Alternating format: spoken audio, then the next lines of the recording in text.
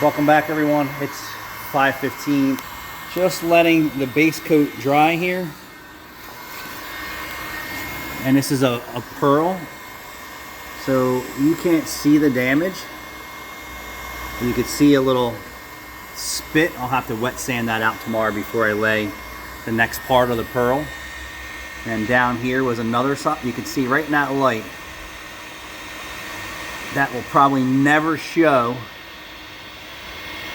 once I finish with that, but I'm gonna put another coat on that before I leave. This one looks really good. And then that's just the repair, and then I'll have to polish it and blend it, and I'll have to cut it, polish it, and blend it. And this is iridescent pearl, 2-stage. There's another day. Thanks for watching.